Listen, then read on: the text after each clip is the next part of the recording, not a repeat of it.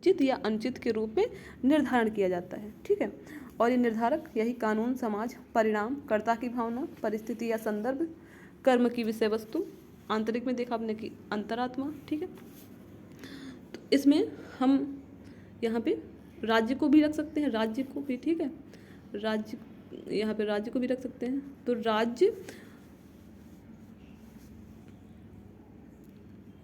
राज्य के कानून। ठीक है, यहाँ पे राज्य के कानून कर सकते हैं, राज्य को ऊपर यहाँ पे लिख सकते थे।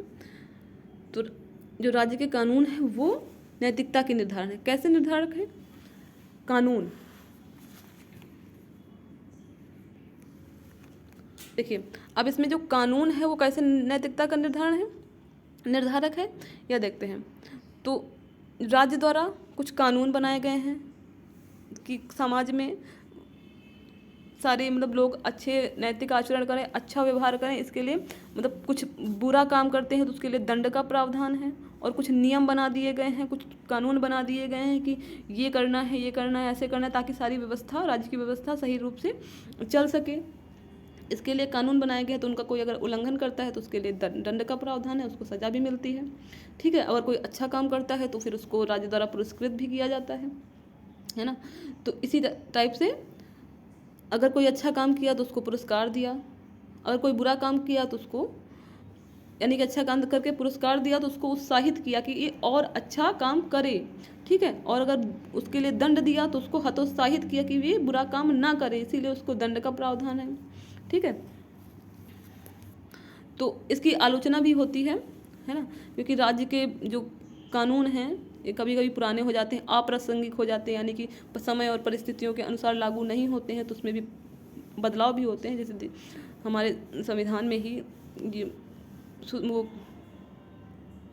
कहते हैं, तो ये समय काल परिस्थिति की मांग के अनुसार किया जाता है। ठीक है, तो ये इसकी आलोचना का भी कारण है कि प्रासंगिक नहीं होते हैं, है ना। तो जैसे मृत्युदंड है, मृत्युदंड को कहीं कहीं कुछ देशों ने मृत्युदंड को एकदम बिल्कुल मना कर दिया कि मृत्युदंड नहीं दे सकते, ये अन्याय है। जैसे इसमें नॉर्वे, स्वीडन, ये जो देश हैं ये बिल्कुल अमान्य करते हैं, जबकि भारत, पाकिस्तान ये सारे देश हैं जहाँ मृत्युदंड दिया जा सकता है ना। कुछ परिस्थितियों में मृत्युदंड को आजीवन कारावास में बदला जा सकता है, वो अलग बात है ना। और जैसे इसकी आलोचना इसलिए भी होती है कि कभी कभी जब कुछ आपातकालीन परिस्थितियां हैं, है ना, जैसे कोई प्राकृतिक आपदा के समय कोई निर्णय लेना, उसके लिए कानून नहीं है, तो उसके लिए तुरंत कानूनी प्रक्रिया में उसका वो नहीं हो सकता, तो फिर यहाँ पे अंतरात्मा के आधार पे निर्णय लेके काम करने होते हैं, तो वहाँ पे ये पक्ष ज़्यादा प्रभावी हो जाता है, तो कानून थोड़ा सा वो हो जाता है ना। ठीक है, दूसरा बात करें हम,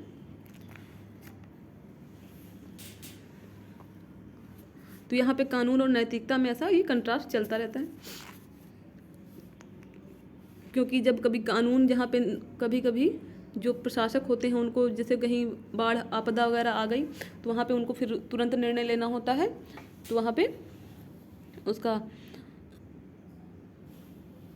कानून फिर उसके बाद में उसका वो होता है। ठीक है, तो उसका कानून में प्रोविज़न नहीं है, बताया नहीं गया है, लेकिन निर्णय लेना है तो अंतरात्मा के हिसाब से डिसाइड करता है। तो फिर वहाँ पे नैतिकता वाला कॉन्सेप्ट आ जाता है ना, कि कर्म नैतिक है या नहीं, ये देख के फिर वो निर्णय ले सकता है। तो यहाँ पे कानून और नैतिकता में भी विभेद करने के लिए आता है। तो कानून में और नैतिकता में देखो, जब ये आवश्यक नहीं है कि जो कर्म नैतिक दृष्टि से गलत है ना, जो कर्म नैतिक है वो कानूनी रूप से भी गलत हो, ये ज़रूरी नहीं है। जैसे जो क्या कहते हैं, झूठ बोलना, किसी से ईर्ष्या रखना, है ना, किसी के प्रति वैमनस्य का भाव रखना, ये कानूनी अपराध नहीं है, लेकिन ये अनैतिक कर्तव्य है। तो ये आवश्यक नहीं कि जो नैतिक दृष्टि से गलत है वो कानूनी दृष्टि से भी गलत हो, है ना। लेकिन अगर झूठ बोल के किसी के साथ ठगी कर ली, चोरी कर ली, है ना, तो भी अनैतिक है, लेकिन फिर कानूनी रूप से दंड का भी इसमें वो है, तो ये कानून विरोधी भी है ना। और जो काम जो नैतिक दृष्टिकोण से गलत है वो कानूनी दृष्टि से भी गलत हो, ये भी ज़रूरी नहीं है। और ये भी ज़रूरी नहीं है कि कभी कभी जो काम कानून का जहाँ पे कानून का उल्लंघन भी हो रहा हो, है ना, कानूनी दृष्टिकोण से सही नहीं है लेकिन वो नैतिक दृष्टिकोण से सही हो सकता है, ऐसा होता है। जैसे इसमें एक उदाहरण ले सकते हैं कि जैसे कोई व्यक्ति है ना, सड़क पे पड़ा है, घायल, एक्सीडेंट हो गया उसका, तो अब उसको अगर ऐसे तो बिना हेलमेट गाड़ी लगाए किसी को गाड़ी चलाना कानूनी अपराध है, कानूनी रूप से दंडनीय भी है, उसके लिए अलग अलग जगह पे अलग अलग वो लगा रखा है फाइन। लेकिन अगर कोई घायल व्यक्ति है उसको आप हॉस्पिटल पहुंचा देते हैं और उसकी जान बच जाती है, ये काम नैतिकता की दृष्टि से तो उचित है ना, सही है, अनैतिक नहीं है, तो वहाँ पे फिर कानून भी से उचित होगा क्योंकि आपने उसकी जान बचा ली, है ना। तो कभी कभी फिर उसके लिए अलग से कानून में प्रावधान होता है क्योंकि उसमें आपका उसका उद्देश्य ही सही था, वो नैतिक है, आपने नैतिकता का पालन किया है। ऐसे ही जो गर्भपात का है, गर्भपात कराना कानूनी अपराध है, लेकिन अगर किसी महिला की जान जा रही हो, किसी की जान बचाने के लिए अगर गर्भपात कराया जाता है तो फिर वो नैतिक होगा, है ना, क्योंकि किसी की जान बचाना ये नैतिक कर्तव्य है, तो वो नैतिक हो जाएगा। अब अगला निर्धारक है समाज। तो समाज नैतिकता का निर्धारक यानी कि नीति शास्त्र का निर्धारक, है ना, निर्धारक है, ये देख लेते हैं। समाज, आपको पता है कि मनुष्य एक सामाजिक प्राणी है, ठीक है, और वो समाजीकरण की प्रक्रिया द्वारा समाज के नियमों, रीति रिवाजों और प्रचलनों को सीखता है, ठीक है। ये सामाजिक नियम ही नैतिकता के निर्धारक हैं, जो समाज में प्रचलित नियम है उसकी नैतिकता के निर्धारक हैं। इनके अनुसार कर्म करना उचित, यानी कि उचित अनुचित, अगर समाज के अनुसार कर्म कर रहे हैं, जो बताए उनके निर्धारित मानक हैं उनके हिसाब काम कर रहे हैं तो वो उचित, उनके नियमों का उल्लंघन कर रहे हैं तो वो अनुचित, है ना। और समाज में वो समाज अपने नियमों का पालन दंड और पुरस्कार के माध्यम से कराता है। अपने घर में भी अगर कुछ अच्छा काम करो तो पुरस्कार मिल जाता है ना, और अगर कोई बुरा काम करो तो मार भी पड़ती है, और समाज में, है ना, ऐसे प्रशंसा मिलती है। अच्छा काम करने वाले व्यक्ति को समाज प्रशंसा करता है, उसको सम्मानित करता है, सभी लोग कहते हैं हाँ तो बहुत अच्छा है। कोई बुरा काम करता है तो कहते हैं बहुत बुरा है। तो समाज इस रूप से नैतिकता का निर्धारण करता है। और इसकी अगर आलोचना करनी हो तो कैसे करेंगे? इसकी आलोचना में कह सकते हैं कि समाज में कई जो रूढ़िवादी परंपराएं, कुरीतियाँ प्रचलित हैं, है ना, जो दहेज प्रथा, बाल विवाह, छुआछूत आदि का प्रचलन है ना। तो समाज अपने इन रीति रिवाजों का छोड़ता नहीं है, उनको भी पालन करता है और आशा करता है कि तुम भी सब भी करें। तो इस हिसाब से ये मतलब प्रगतिशील मानवीय मूल्यों का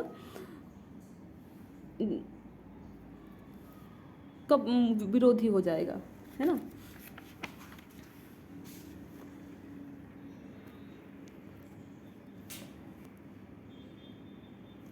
जैसे इसमें गांधी जी का मत है। गांधी जी कहते हैं कानून मनुष्य के स्वाभाविक नैतिक विकास में बाधक है। राज्य दंड के भय एवं पुरस्कार के लोभ के माध्यम से अच्छे कर्मों को करने और बुरे कर्मों से विरत रहने हेतु विवश करता है। दंड एवं भय के कारण लोगों में करना पड़ेगा, ठीक है, किसी काम को करना पड़ेगा वाला भाव उत्पन्न होता है, जबकि नैतिकता का संबंध चाहिए से होता है। नैतिकता चाहिए की बात करती है, और अगर दंड का प्रावधान है तो वहाँ पे करना पड़ेगा। तो गांधी जी इसके विरोध करते हैं, ठीक है। गांधी जी कहते हैं कि ऐसा वातावरण तैयार करना चाहिए ताकि व्यक्ति का स्वाभाविक नैतिक विकास हो सके, और ऐसा होने से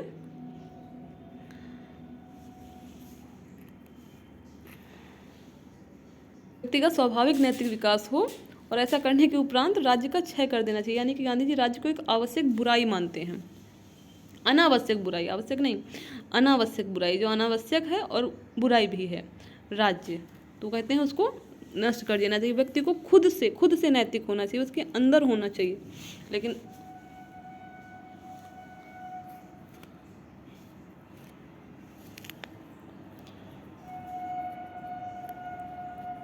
ठीक है, तो अब हम लोग बात करें आगे अगले पॉइंट पे, धर्म भी नैतिकता का निर्धारक है। धर्म कैसे नैतिकता का निर्धारक है?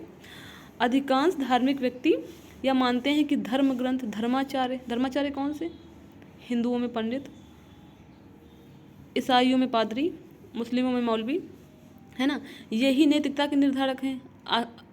अर्थात इनके अनुसार ही कर्म करना नैतिक है, और धर्म ही नैतिकता को उचित मार्ग बताकर पथभ्रष्ट होने से बचाता है। और धर्म प्रायः लोगों को स्वर्ग का लोभ और नरक का भय, है ना, कि बुरा कर्म करोगे तो नरक की यातना भोगोगे, अच्छा कर्म करोगे तो स्वर्ग मिलेगा, इस टाइप से स्वर्ग की लालसा में अच्छे कर्म करने के लिए प्रोत्साहित करता है, और नरक का भय दिखा के बुरे कर्म करने के लिए हतोत्साहित करता है। ठीक है, इसकी आलोचना में आप यही लिख सकते हैं कि धर्म में कई कुरीतियाँ प्रचलित हैं, है ना, उसमें अंधविश्वास, पाखंड, यानी कि जो उसका बाह्य पक्ष है कर्मकांड वाला, तो उसमें कई अंधविश्वास प्रचलित हैं, और ये व्यक्ति को भाग्यवादी बनाता है कर्मवादी से।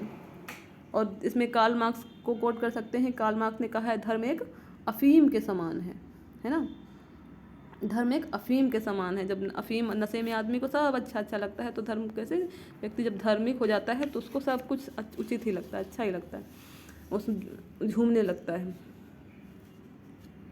इसमें धर्म के दो पक्ष हैं, आंतरिक और बाह्य पक्ष।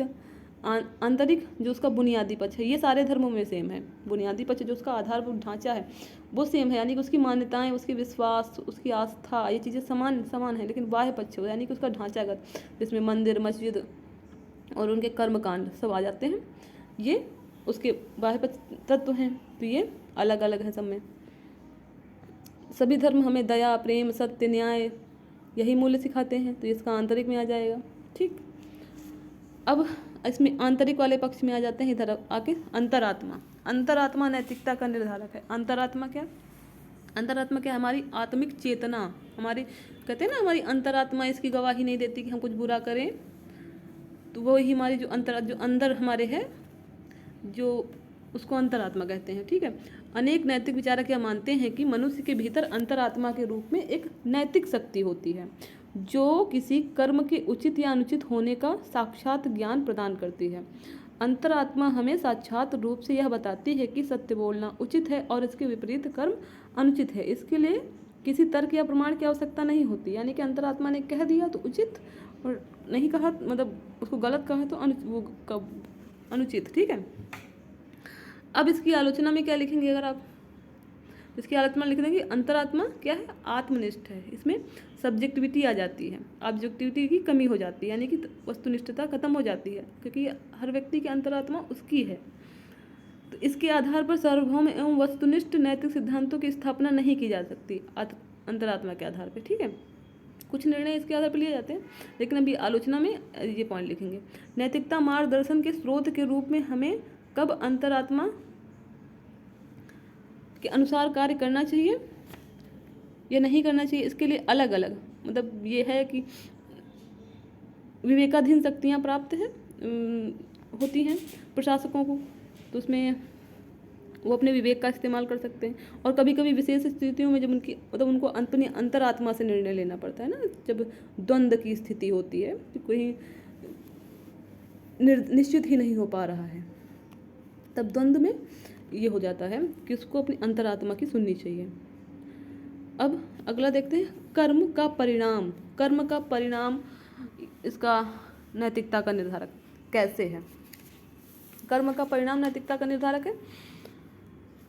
परिणाम यानी कि जो उसका रिजल्ट आ रहा है, यानी कि व्यक्ति कोई भी काम कर रहा है, अच्छा काम कर रहा है, मतलब किसी भी तरीके से अगर रिजल्ट अच्छा आ रहा है अल्टीमेटली उसका, तो वो काम क्या होगा? उचित माना जाएगा। जो इसके परिणामवादी विचारक यही मानते हैं। ठीक है, कि किसी व्यक्ति का उचित व अनुचित होने का निर्धारण कर्म के उत्पन्न परिणाम के आधार पर किया जाता है। ठीक है, और इसमें सुखवाद, उपयोगितावाद, यानी कितना उपयोगी है, कितने लोगों का अधिकतम सुख है ना, वाला कॉन्सेप्ट, इसमें उसके आधार पर नैतिकता का निर्धारण किया जाता है।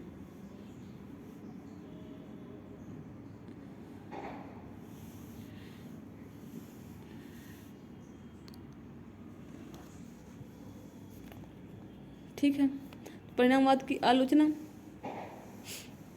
इसमें परिणाम समझ गए ना, परिणामवाद आप लोग की रिजल्ट अच्छा आना चाहिए। कर्म मतलब रास्ता कोई भी है, मतलब ये ना कि हम पहुंच गए, कहते हैं कि कुछ अच्छा बुरा, कुछ लोग होते हैं कि जैसे भी हो सके वैसे हमको बस करना है। जैसे समाज में बच्चा रिजल्ट जब रिजल्ट उसका नंबर अच्छे आ गए, भले वो चीटिंग से लाया हो, है ना, परिणाम देख के उसको अच्छा मान लेते हैं, तो ये परिणामवादी विचारधारा है। तो इसमें इसकी आलोचना में लिख सकते हैं, परिणाम अच्छा होते हुए भी कर्म बुरा हो सकता है ना। जैसे परिणाम अच्छा है, कोई व्यक्ति धनी हो गया, उसने धन प्राप्त किया, अपने परिवार के सारी सुख प्रदान किए, लेकिन उसने भ्रष्ट आचरण से रिश्वत लेके किया, तो ये बुरा है, तो इसकी आलोचना में आप लिख सकते हैं। और जैसे गीता, हमारी गीता कहती है, श्रीमद् भगवद गीता में कहा गया, कर्मण्येवाधिकारस्ते मा फलेषु कदाचन, यानी कि कर्म पे ही तुम्हारा अधिकार है, फल पे नहीं। तो सिर्फ कर्म पे ही हमारा अधिकार है, परिणाम पे नहीं। तो मनुष्य को निष्काम कर्म करना चाहिए, इसका उपदेश देती है गीता।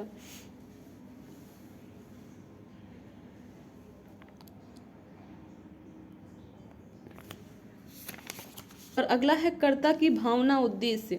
तो ये इसमें इसके मानने वाले कहते हैं कि कर्ता की भावना, यानी कि अगर जो करने वाला है, अगर उसकी भावना गलत है, काम करने की भावना कैसी थी, इसको देखा जाएगा, उसके आधार पे नैतिकता का निर्धारण किया जाएगा कि उसकी भावना कैसी थी, अच्छी थी तो कर्म अच्छा, अगर उसकी भावना गलत थी तो कर्म बुरा। ठीक है। ऐसे ही परिस्थिति या संदर्भ, कि किसी व्यक्ति ने किन परिस्थितियों में, किसी भी काम को करने के पीछे कुछ संदर्भ होता है, कुछ परिस्थितियां जिम्मेदार होती हैं किसी की, किसी विशिष्ट क्रिया के लिए उसने कैसा काम किया है, उसके लिए उसका संदर्भ जानना आवश्यक है। तो उसकी जो परिस्थिति, किस संदर्भ में व्यक्ति ने, किस संदर्भ में कौन सा काम किया है, किस परिस्थितियों बस उसने वो काम किया है, उसको जानकर हम यहाँ पे नैतिकता का निर्धारण करेंगे। कि जैसे मान लो कोई व्यक्ति बहुत भूखा था, है ना, कोई बच्चा है, कोई बहुत भूखा था और उसने ब्रेड चोरी करके खा लिया, तो अगर हम उसकी परिस्थितियों को समझ रहे हैं, वो गरीब है और भूखा है और उसके पास कोई रास्ता ही नहीं है, तो उसने चोरी करके खा लिया, तो वहाँ पे उसको सज़ा नहीं देंगे, वो दंडित नहीं किया जाएगा, क्योंकि चोरी करना तो पाप है, उसके लिए दंड का भी प्रावधान है। लेकिन वहाँ पे हम उसको दंडित नहीं कर सकते, क्योंकि उसकी परिस्थितियाँ अलग हैं, वो विवश था उसको करने के लिए। तो वहाँ पर हम उनकी परिस्थितियों को परिस्थितियों और संदर्भ को देखेंगे। ठीक है, तो वो इसके निर्धारक हैं। और फिर यहाँ पे हम आ जाते हैं साधन साध्य विवाद। तो ये साधन साध्य विवाद क्या है, इसको भी देख लेते हैं। इस पे भी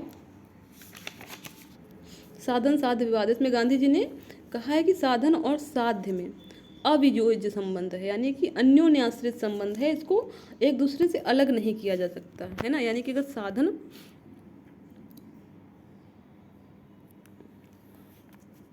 इसमें साधन जो साध्य है, साधन के औचित्य को सिद्ध करता है, यानी कि अंत भला तो सब भला, ये इसमें बात करते हैं। साधन मतलब साध्य साधन के औचित्य को सिद्ध करता है।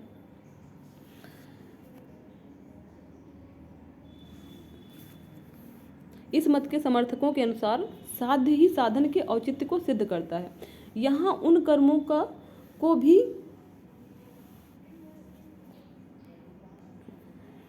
नैतिक दृष्टि से उचित माना जाता है जो अपने आप में अनुचित हैं, यानी कि लक्ष्य प्राप्ति में सहायक हैं। स्पष्ट है कि साधन की शुद्धता और पवित्रता पर बल नहीं दिया जाता, इसीलिए गांधी जी इसका वो करते हैं, इसमें विवाद वाली स्थिति उत्पन्न होती है। क्योंकि साधन का साध्य मतलब कार्य, अगर आपका उद्देश्य पवित्र है तो आप जो साधन का प्रयोग कर रहे हैं वो साधन भी पवित्र होना चाहिए, उसकी शुचिता पे जोर देते हैं गांधी जी। लेकिन यहाँ जो साधन साध्य को मानने वाले हैं, ये सिर्फ लक्ष्य मतलब लक्ष्य प्राप्त होना चाहिए, भले ही अंत भला तो सब भला, यानी कि लक्ष्य अगर प्राप्त हो रहा है, कोई भी कुछ भी करके जैसे तैसे करके सिर्फ लक्ष्य को साधना है, लक्ष्य प्राप्ति हो गई तो वो सही है। ठीक है, तो इसीलिए इसमें विवाद है, क्योंकि कुछ लोग मानते हैं कि अगर आपका उद्देश्य शुद्ध है यानी कि अच्छा है तो साधन भी अच्छे होने चाहिए। कुछ लोग मानते हैं कि नहीं, अगर उद्देश्य की प्राप्ति होनी चाहिए चाहे साधन कैसे भी हों, है ना।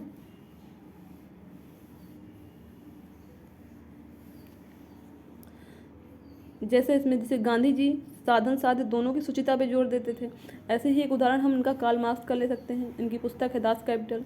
इन्होंने अपने पुस्तक दास कैपिटल में साम्यवादी की प्राप्ति के लिए जो लक्ष्य रखा, उसमें उन्होंने लक्ष्य को केंद्रित किया कि उसके लिए उन्होंने कुछ भी करना पड़े, हिंसा करनी पड़े, मार काट करनी पड़े तो करो, क्योंकि हमको अपनी साम्यवाद की प्राप्ति करनी है। ठीक है, तो उसमें उन्होंने रास्ते का कि साधन क्या है उस पर जोर नहीं दिया, इसीलिए इसकी आलोचना भी होती है। आलोचना में क्या है, अनैतिकता का मार्ग अपेक्षाकृत आसान होता है, यानी कि बुरे रास्ते से किसी उद्देश्य को पूरा किया जाना आसान होता है, और वही अच्छे रास्ते से किसी कार्य को किया जाना उतना आसान नहीं होता है।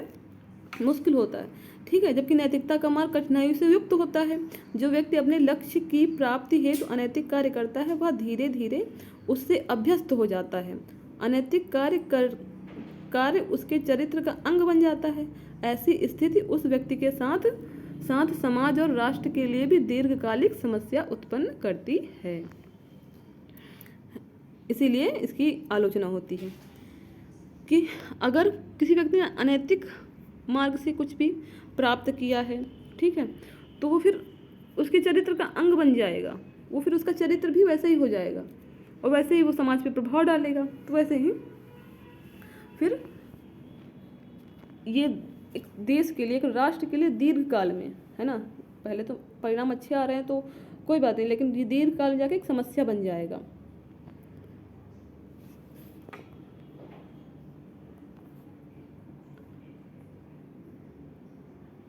तो आज की क्लास में बस इतना ही। इसके आगे का टॉपिक जिसमें हम लोग इन्हीं को और डिटेल से साधन साध्य विवाद को, है ना, आगे पढ़ेंगे। इसमें एक साधन बीज रूप है, साध्य वृक्ष के रूप में है, इस टाइप के प्रश्न आए हुए हैं, तो उनको हम लोग अपने अगले वीडियो में डिस्कस करेंगे। चलिए मिलते हैं अपने अगले वीडियो में, तब तक के लिए नमस्कार। वीडियो को पूरा देखने के लिए आपका बहुत बहुत धन्यवाद।